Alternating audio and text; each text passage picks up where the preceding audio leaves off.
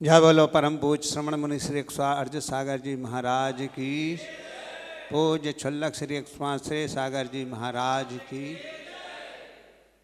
पूज्य छुल्लक श्री 105 श्री सागर जी महाराज को इच्छामी करते हुए निवेदन करते हैं कि हे महाराज जी, प्रतिदिन की भांति आज भी आदिनाथ भगवान का जन्म और तप कल्याणक महोत्सव है। पावन अवसर पर मंगल देशना देने की अनुकंपा करें। इच्छामी महाराज जी, इच्छामी इच्छामी।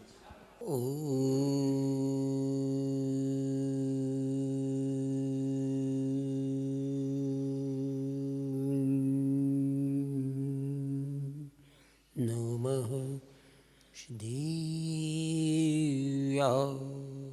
परम पूज आचार्य भगवान विशुद्धि सागर जी महाराज की जय। परम पूज मुनिवर 108 अर्जी सागर जी महाराज की जय। भगवान के जन्म तप कल्याणक महोत्सव की जय। अहिंसा में विश्व धर्म की जय।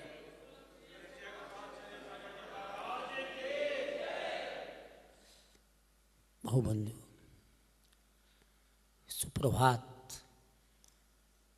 लाल मैली हुई सूर्य का उदय बता रहा है कि जो जो दिन बढ़ेगा तो सूर्य का तेज बढ़ेगा। उसी तेज का प्रकाश प्राप्त करने के लिए, उस जैसा होने के लिए ही हम निद्रा छोड़कर, प्रमाद छोड़कर, आलस छोड़कर, चैतन्य स्वस्थ होकर प्रसन्न मुद्रा से भगवान का अभिषेक करने आए। आज उत्साह है आप में कि भगवान का जन्मदिन है, तब कल्याणक भी है। 5 कल्याणक होते भगवान के। जन्म कल्याणक ही क्यों मनाते हैं? जन्मदिन नहीं मनाते, जन्म कल्याणक मनाते। क्यों? कनस्वरणाभासो अपगत तुनर्ज्ञान निविहो विचित्रात्मा पे को नृपति बर सिद्धार्थ तनया अजन्मा पी श्रीमान विगत वैरागोद्भुत गत माँ वीर स्वामी। बोलो महावीरा स्वामी आदिनाथ स्वामी। भगवान आपने ऐसा जन्म लिया कि द्वारा जन्म नहीं लेना पड़े, इसलिए जन्म कल्याणक मनाते हैं कि आपका जैसा जन्म हुआ मुझे पुनः माँ के उदर में ना आना पड़े। कब से मैं माँ के उदर में आ रहा हूँ? जन्म होते सम्मूर्छन, उपवाद और गर्भस। अनंतों बार गर्भ जन्म लिया, अनंतों बार उपवास सैया में जन्म ले चुके हैं, अनंतों बार सम्मूर्छन बन चुके हैं। हम कब से हैं? जब से आदिनाथ हैं। कब तक रहेंगे? जब तक आदिनाथ रहेंगे। धन्य उन जीव को जिसने अपने जीवन में उद्धार कर लिया, अजन्मा हो गए। मैं अजन्मा कब होऊंगा? आंखों में आंसू आ जाए, शरीर कब कपा जाए, पाप के कण उतर जाए और पुण्य की कण चढ़ जाए। जब भगवान पर अभिषेक करते हैं तो ढारो मत। बाल्टियों पानी से नहा के आए हो, एक भी बूंद तुम्हारी को लगाने को तैयार नहीं। आशीष सामने आओ, तुम पीछे बैठे हो, तुम्हें क्या सुनाई दे रहा है? इधर आओ सामने, हमें दिखना भी तो ये कौन सुन रहा है मेरे लिए। शुभम समझ यार मैं क्या बोल रहा हूं? जितने पानी से नहा के आया हूं, एक भी बूंद लगाने को तैयार नहीं। बोलूं मैं पवित्र हूं क्या? पवित्र पवित्र नहीं हूं। पवित्र होने के लिए मैं बाहर की शुद्धि करके तो आ गया, अंदर की शुद्धि तो भगवान पर जल ढारते हुए होती है। कैसे? श्रीमंतम भगवंतम कृपाल संतम, ऐसा पूरा पढ़ो। जम्मू दीपे भरत क्षेत्री आर्य खंडे भारत देशे। वो फिर अगर इतना नहीं आता तो क्या पढ़ो?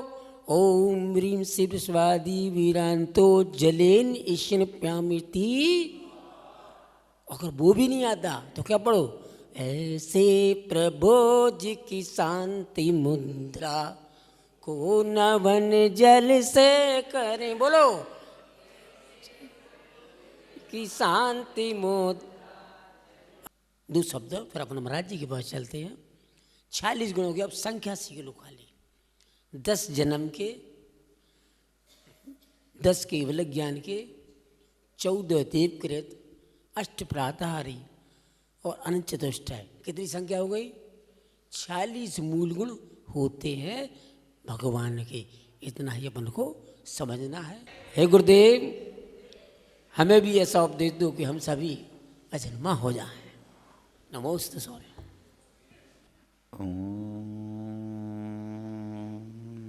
नमः सिद्धेभ्यः।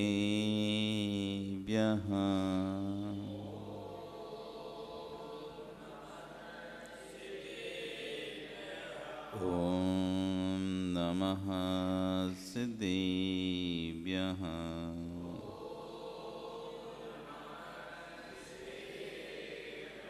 ॐ नमः सिद्धेभ्यः।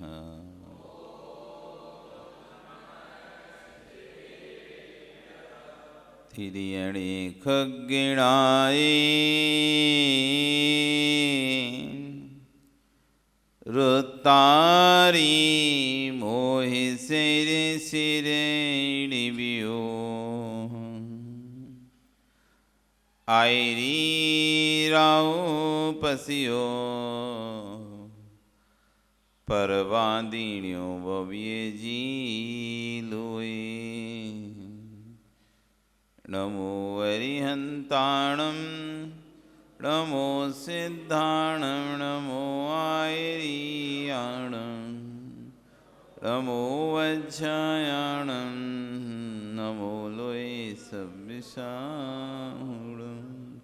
बोले अनंत से परमेष्टि भगवानी की, आदिरम आदिनाथ भगवानी की, वर्तमान शासनी महावीर भगवानी की, आचार्य श्री कुंद कुंदेव स्वामी महाराज जी की, आचार्य गुरु श्री दीक्षा विश्व सागर जी महाराज जी की, अहिंसा में विश्व धर्म की।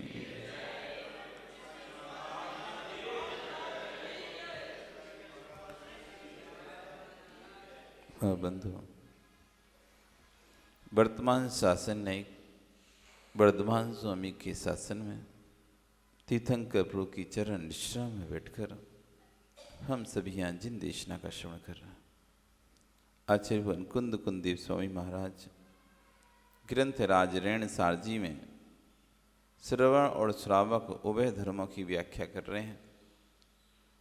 कल यहाँ पर कह रहे थे आचार्यवन कि मूढ़त्य सल्लत्य दूसत्य दंडत दंड गारब तही, जो 3 मूर्ताओं, 3 दोषों से, 3 सल्लों से, 3 दंडों से, 3 गारब से सहित है, वह मोक्ष नहीं जा सकता।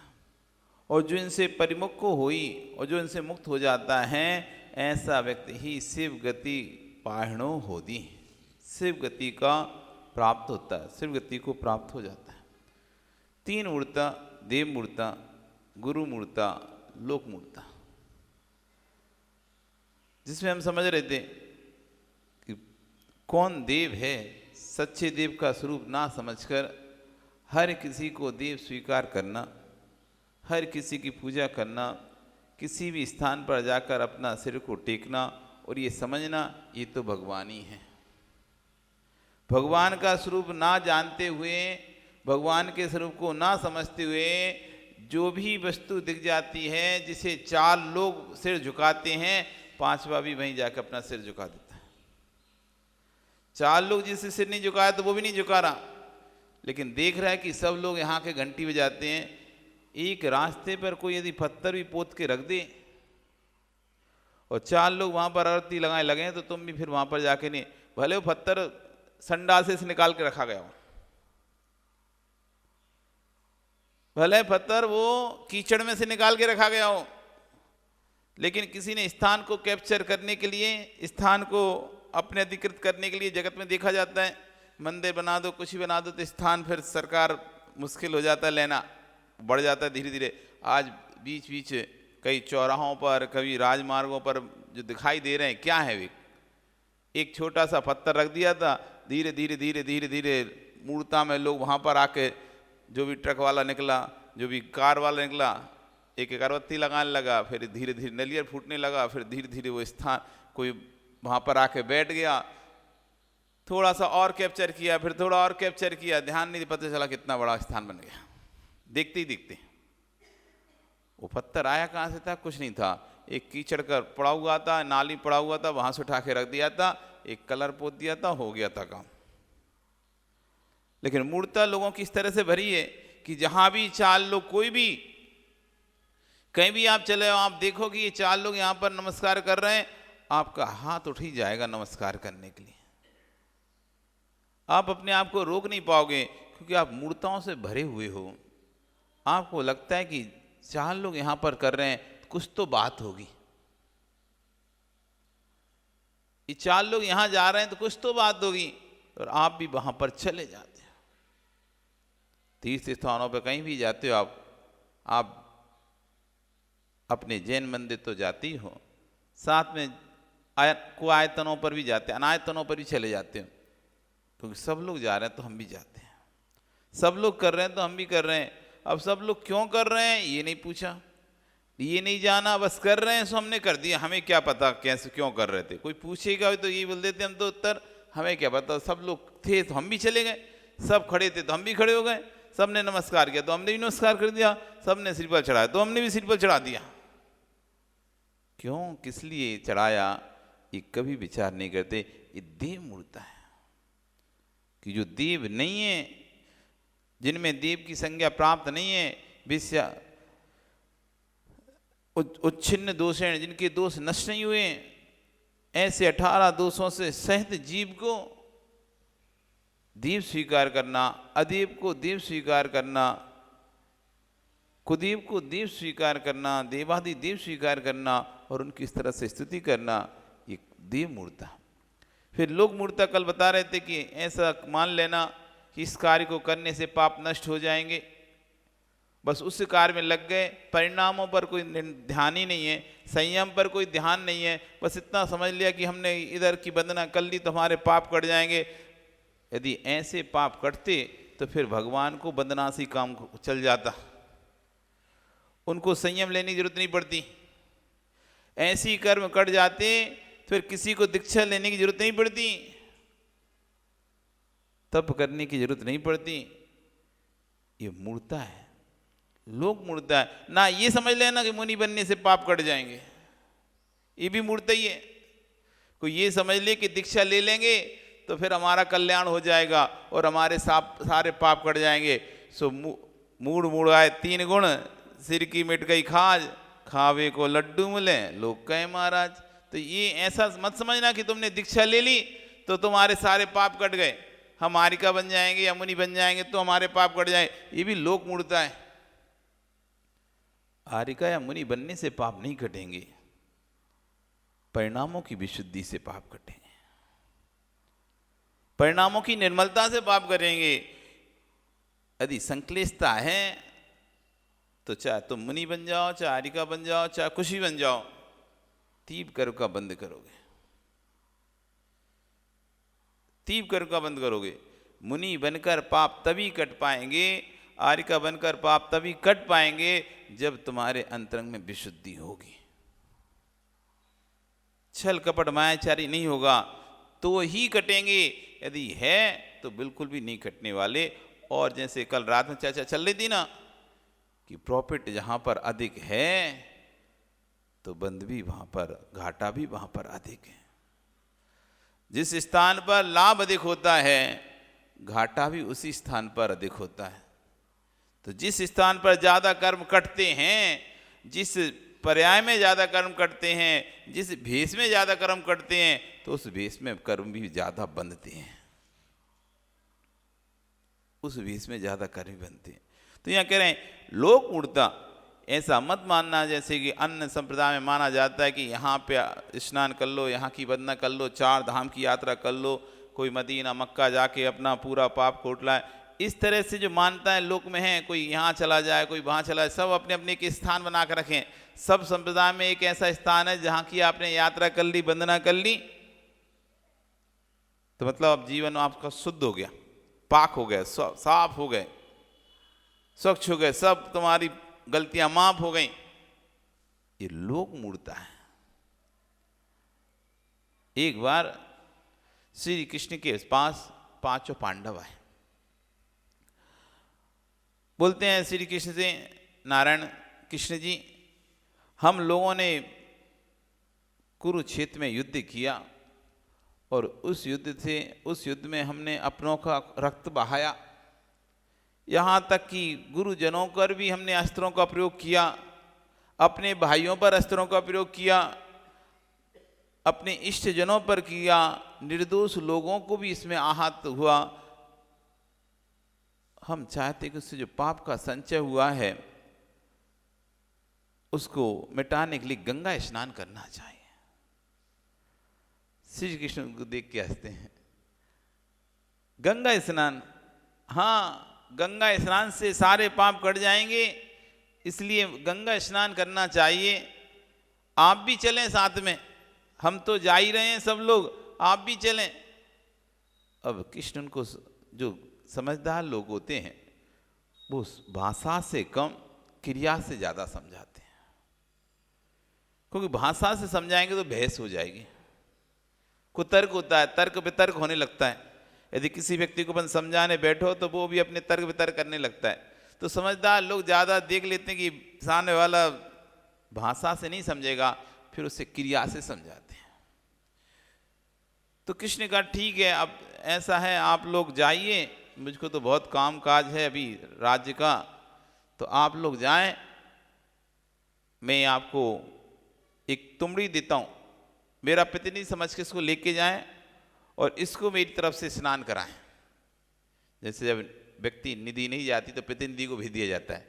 आप विधायक को बुलाएं और विधायक ना आ पाए तो क्या करता है, अपना कोई प्रतिनिधि भेज देता है, भैया इसको ले जाओ, रिप्रेजेंटेटिव, कि हम नहीं आ पाएंगे, हमारी जगह से ये व्यक्ति हमारा कार्य संभालेगा, ये उसकी। ऐसे ही कृष्ण ने भी एक तुमड़ी उनको दे दी कि लो ये ले जाओ, ये मेरा ही समझना कि मेरा ही प्रतिनिधि है, इसको स्नान कराओ, क्योंकि स्नान से जब पाप कटेंगे तो समझना इसको स्नान कराने से मेरा ही पाप कट गया। उनका बढ़िया, ठीक है। और रथ के ऊपरी भाग पर उस तुमड़ी को रख लिया गया, विराजमान कर लिया गया। ये कृष्ण का प्रतिनिधित्व करते हैं। ऐसा करके सब लोग गए और बढ़िया भक्ति भाव के साथ गंगा किनारे पहुंचकर सब लोगों ने डुबकियां लगाई। किसी ने 1 डुबकी लगाई, किसी ने 2 डुबकी लगाई, किसी ने 3 डुबकी लगाई। लेकिन उस तुमड़ी को सबने अपने हाथों में ले लेकर बार बार डुबकी लगाई, कम से 10 से 15 बार, 20 बार, क्योंकि एक व्यक्ति ने 3 बार तो 5 ने 15 बार, तो हर व्यक्ति ने तुमड़ी को लिया, उसको जरूर डुबाया अपने साथ। स्वयं ने तो भले 1 बार, 2 बार, 3 बार किया हो, लेकिन उस तुमड़ी ने तो कम से कम 10 से 15 बार, 20 बार स्नान कर लिया। सब लोग स्नान करके जब वापस लौटे, तुमड़ी को भी वापस वही रथ के ऊपरी भाग पर रख कर लेकर आए वापस कृष्ण की नगरी द्वारिका में, और कहते हैं लीजिए, हमने इस तुमड़ी को 18 बार स्नान कराया और ये सबसे पवित्र हो गई है और आपके सारे पाप कट गए। कृष्ण कहते बहुत धन्यवाद आप लोगों का, और आपको मैं क्या दूं, आपने इतना बड़ा कार्य किया, मैं आपको क्या दूं। तब ये अपने रसोइयों को बुलाते हैं, एक काम कीजिए, ये तुमड़ी अब सबसे ज़्यादा पवित्र है और इससे ज़्यादा पवित्र कुछ और हो नहीं सकता, इसी तुमड़ी को पीस कराकर, इसके खंड बनाकर आप सब लोग लीजिए, खाइए, इससे ज़्यादा पवित्र क्या होगा। और तुमड़ी के टुकड़े करवा कर दिए जाते हैं, और जैसे ही वो पांडव लोग खाते हैं उल्टी करने लगते हैं। अरे कितना कड़वा तुमड़ी है, कितना कड़वा है, कितना कड़वा है, कितना कड़वा है। और सब के अंदर से उल्टियां होने लगती हैं, ये तो बहुत कड़वी है। तब नारायण हंस रहे हैं, देखते हैं, देखो 18 बार स्नान कराने के बाद भी इस तुमड़ी की कड़वाहट नहीं गई। 18 बार स्नान कराने के बाद भी तुमड़ी की कड़वाहट नहीं गई। फिर तुम्हारे तुमड़ी नहीं जानते, तुमा तुमा मीठा पेड़ा वो कद्दू तुमड़ा, हाँ जो भी है समझ गए ना, तुमड़ा तुमड़ी कुमड़ी जो भी है।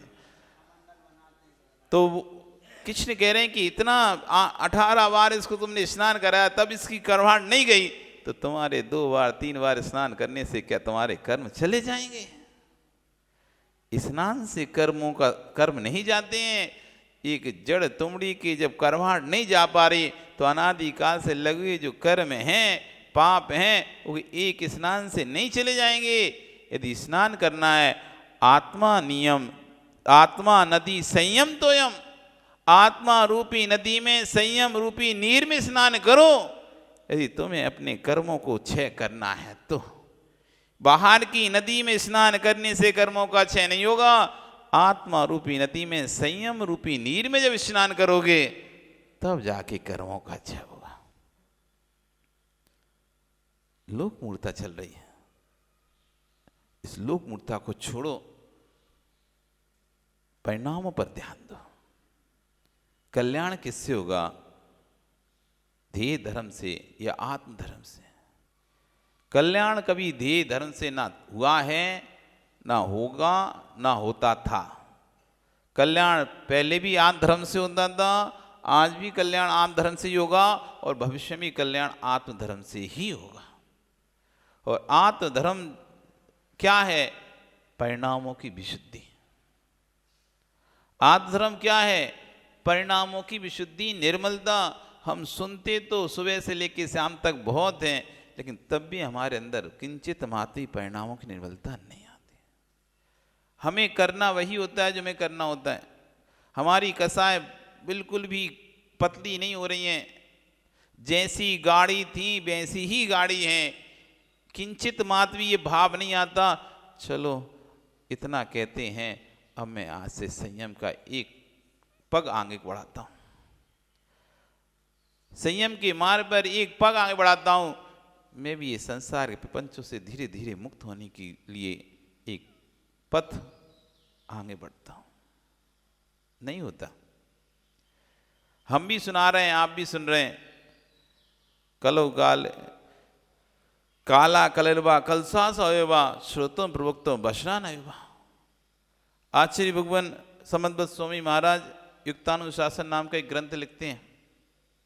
उस युक्तानुशासन में भगवान महावीर स्वामी को पात्र बनाते हैं और भगवान महावीर स्वामी से प्रश्न करते हैं। कभी भगवान महावीर स्वामी को पात्र बनाकर प्रश्न कर रहा है, भगवान महावीर स्वामी आप भगवान होने के बाद भी सब लोग आपकी बात क्यों नहीं मानते? आपने जियो जीने दे का संदेश दिया, आपने मैत्री भाव से रहने का संदेश दिया, आपने अवश्य त्याग करने का संदेश दिया, आपने रात्रि भोजन त्याग करने का संदेश दिया, आपने छठ आवश्यक पालन करने का संदेश दिया, तब भी जीव आपकी बात क्यों नहीं मानते? आपको मानते हैं लेकिन आपकी बात नहीं मानते। आप मानते हो क्या? किसको मानते हो आप? भगवान को कि भगवान की बात को?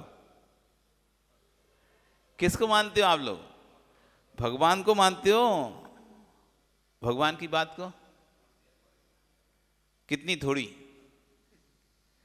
कितनी थोड़ी, जितनी जितनी तुम्हें अच्छी लगती है उतनी थोड़ी, कितनी थोड़ी, उतनी थोड़ी जिससे मुझको कोई समस्या ना हो, मुझे कोई प्रॉब्लम ना हो, या जो मैं काम करते नहीं हूं वो सब मैं मान लेता हूं।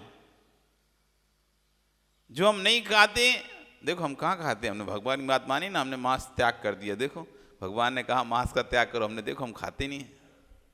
अवक्ष का त्याग, मध्य मांस मधु का त्याग हम देखो करें, 3 मकार का भगवान बोले हैं तो। हम 5 उदंबर फलों का त्याग किए, हम खाते ही नहीं, देखो भगवान बोले तो।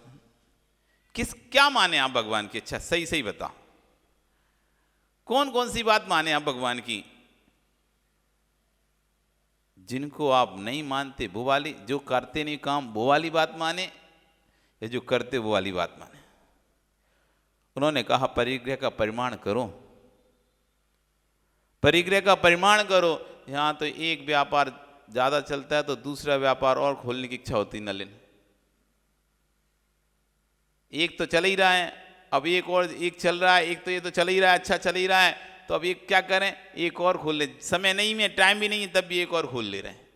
यहाँ तो ऐसा रहता है, परि का परिमाण तो छोड़ो। यदि 8 बजे की दुकान बंद करने का समय है, यदि ग्राहक है तो हम 10 बजे तक खोल लेंगे।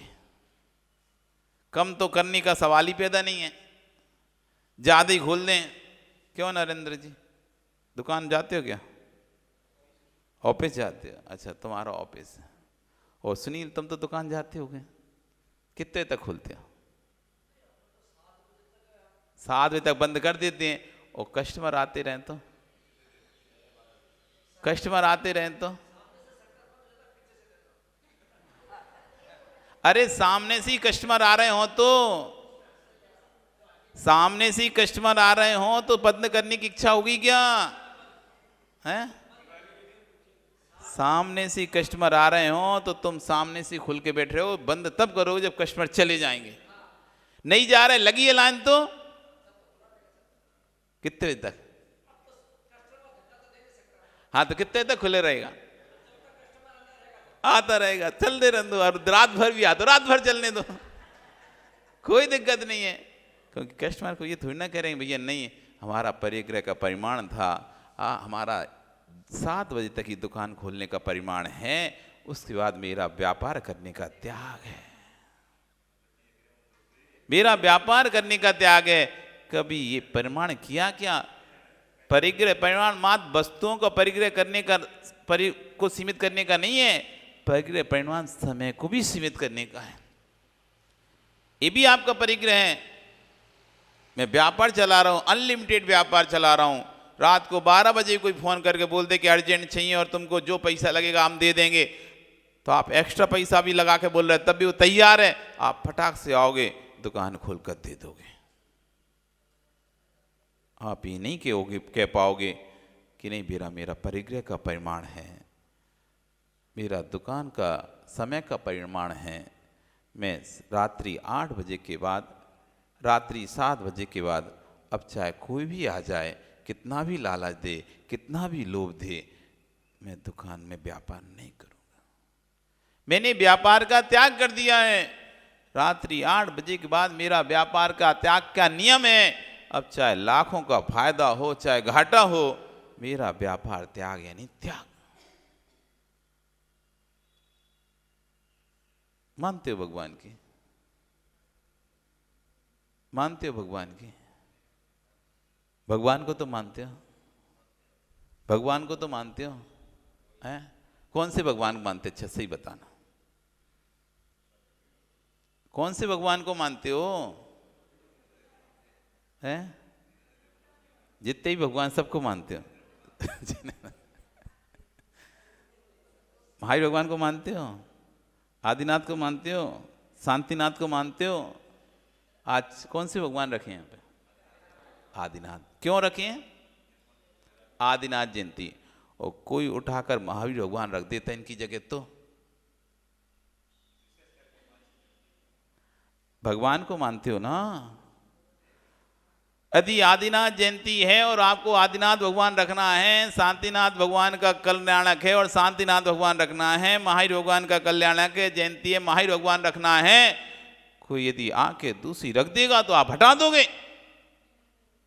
नहीं भैया, आज तो आदिनाथ की रखी होगी, महावीर की नहीं रखी होगी, आज तो शांतिधारा आदिनाथ भी करेंगे।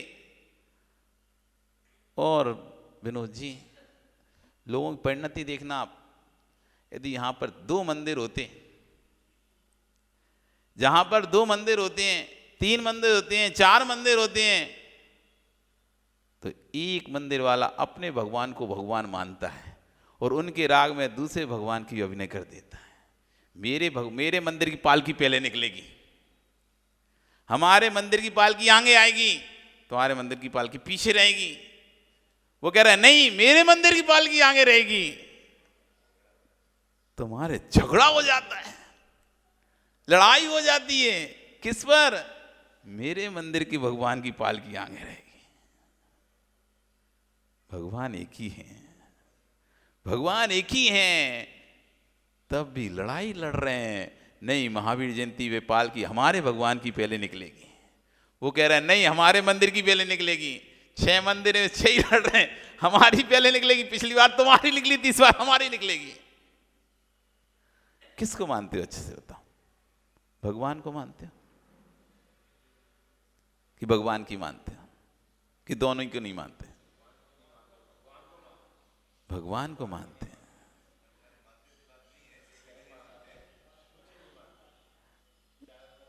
किसकी मानते हो? किसकी मानते हो? किसी की नहीं मानते। तो जब तुम्हारा मन कोई बात को मानने की इच्छा करता है सो मानते हो, नहीं मानने की इच्छा करता तो नहीं मानते हो। हम तो कितना कहते हैं भगवान ने ऐसा कहा, ऐसा कहा, ऐसा कहा, पर आपके कान पर जूं तक नहीं रखते। भगवान ने कहा है नगर में साधु हों तो उनकी बेइज्जती करना चाहिए। कितने लोगों के कान पे जूं रेखती है? नरेंद्र जी, तुम्हारे पीछे कौन बैठा है? क्या नाम है आपका? सुरेश। क्या तुमको सुनाई आती है बात? मानते हो? राहुल, सुनाई देती है बात? तुम्हारे ग्रुप को सुनाई देती है बात? नहीं देती है। सुनील, तुम्हारे भतीजों को सुनाई देती है बातें? तुम्हारे भतीजों को नहीं सुनाई देती है बातें? तुम्हारे आने से क्या होता है? तुम्हारे रिश्तेदारों को नहीं सुनाई देती, मित्रों को नहीं सुनाई देती ये बातें? सब सुनाई देती हैं, पर मानते कितना है?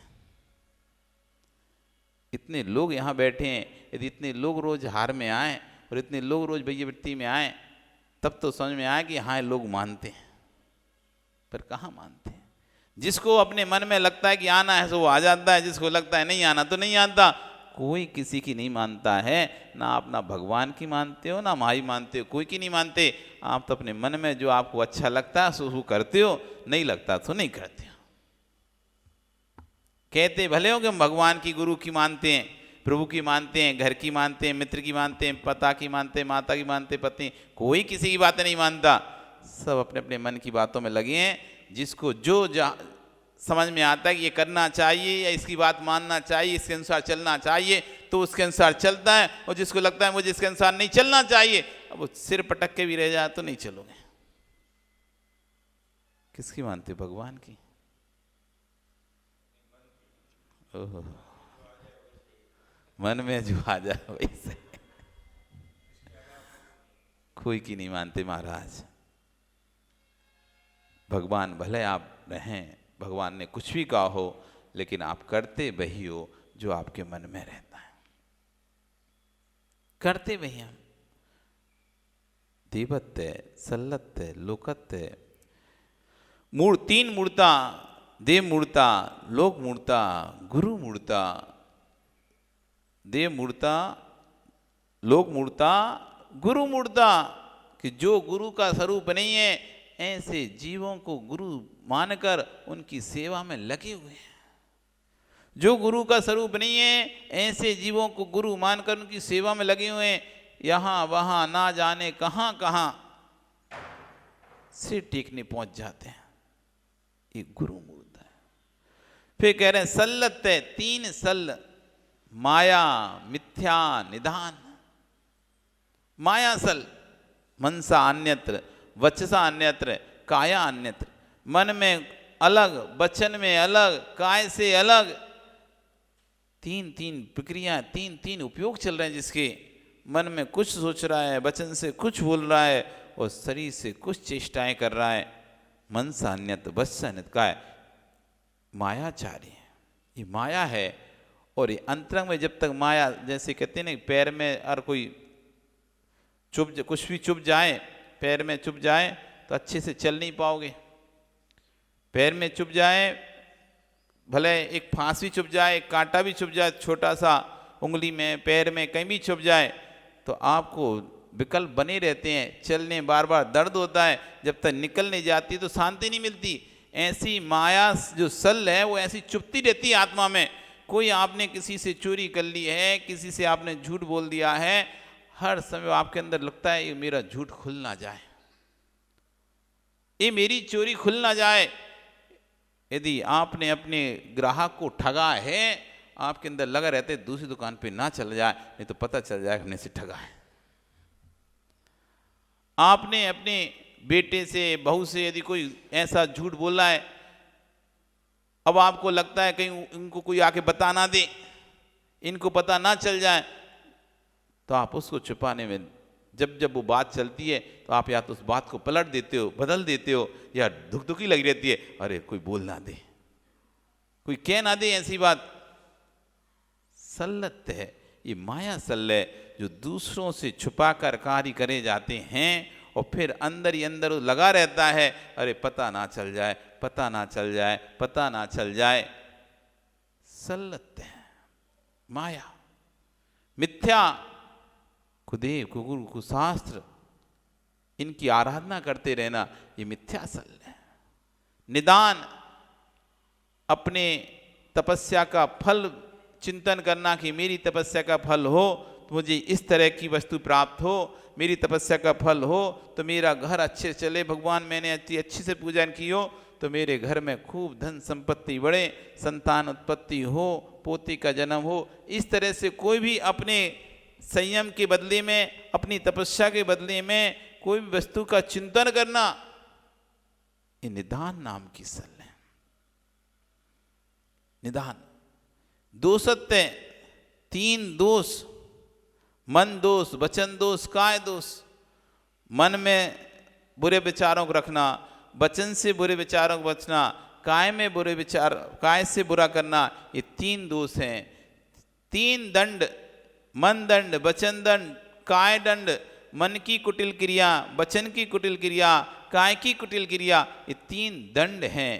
3 गारव, रिद्धि गारव, साध गारव, रस गारव। ये 3 गारव मतलब घमंड, 3 प्रकार का मद। रिद्धि गारव, देखो मेरी कितनी पूछ है, लोग मुझे कितना पूछते हैं, मेरे पास कितना पैसा है, मेरे पास कितना पावर है, मैं चाहूँ तो अभी कुछ भी कर सकता हूँ, मैं चाहे तो ये कर सकता हूँ, मैं चाहे तो वो कर सकता हूँ। ये रिद्धि गारव, अपनी पैसे का, अपने धन का, अपनी संपत्ति का, अपनी रिद्धियों का, अपनी सिद्धियों का घमंड होना, ये रिद्धि गारव है। रस गारव, देखो मुझे कितना अच्छा अच्छा खाने मिलता है, 60 रस मिश्रित भोजन मुझे मिलता है, 6 रसों से युक्त भोजन मिलता है, रोज मुझे 56 भोग मिलते हैं, खाना तो मेरे लिए ऐसा मिलता है भैया कोई और को मिलेगा ही नहीं। इस तरह जो रस हैं, 6 रस हैं भोजन के, उन रसों में घमंड करना कि मेरे को देखो कितना अच्छा अच्छा खाने नहीं मिलता है, कोई को तो मिलता ही नहीं इतना, हम तो रोज बाहर अच्छे से खाते, होटल में खाते, ऐसा खाते वैसा खाते, ये घमंड कर रहा है, ये रस गारव। 7 गारव, हमारे तो देखो कितनी सादा है, हमारा तो बेटा भी बहुत अच्छा है, हमारी बहू भी बहुत अच्छी है, हमारे तो पति देव भी हमारी बात मानते हैं और रिश्तेदार भी सब हमारी सुनते हैं। ये ऐसे जो घमंड आ रहा है, ये साता का गारव है कि हमारे घर में तो बहुत साता है, हमारा तो कभी बीमारी आई नहीं, हम जितने हो गए 1 साल से तो हमारा कोई बीमार नहीं हुआ और हमारे घर में सब अच्छा अच्छा है। ये तुम लोगों की पता नहीं क्यों बीमार होते रहते हो, हम तो कभी बीमारी नहीं होते, हम तो बहुत अच्छे से रहते हैं, हमारे तो बहुत साता है। ऐसे घमंड आ रहा है अपने साता पे, साता बेचने कर पे, क्या हमेशा हमारे तो कभी दुख होता ही नहीं, हमारे तो घर में कभी लड़ाई होती ही नहीं, हमारे घर में तो कभी झगड़ा होता ही नहीं है, हमारा घर तो बहुत अच्छा है, बहुत अच्छा है, ऐसा तो भगवान कोई को नहीं मिला है, ऐसा हमको मिला है। इस तरह से जो अपने ही परिवार पर, अपनी ही संपत्ति पर, अपनी ही वस्तुओं पर जिनसे आपको सुख आदि प्राप्त हो रहा है, उन पर अभिमान करना, ये साता गारव है।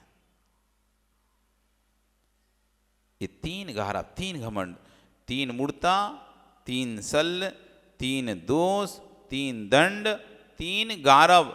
इनसे जो योगी परिमुक्त हो जाता है, जो श्रावक परिमुक्त हो जाता है, जो मुनि परिमुक्त हो जाता है, सो वह ही शिव गति पाहणे गो होती। ऐसा जीव ही शिव गति को प्राप्त होता है। अधीन से मुक्त नहीं है तो क्रियाएं कितना भी करता रहे, कितना भी मंदिर आता रहे। अभी दोपहर को 6 डाला क्लास चल रही ऊपर, मिथ्यात्व की वहां पर चर्चा चल रही है। मिथ्यात्व की चर्चा चल रही है कि बाहर भगवान की पूजा करते करते व्यक्ति भी कैसे मिथ्या दृष्टि हो सकता है। जो क्वायतन को मान रहा है तो वो तो मिथ्या दृष्टि है ही, लेकिन जो भगवान को भी मान रहा है, गुरु को भी मान रहा है, वृद्धि भी कर रहा है, उपवास भी कर रहा है, सब कुछ करने के बाद भी मिथ्या दृष्टि कैसे हो सकता है, इस बात की गहरी चर्चा 6 डाला में बताई है।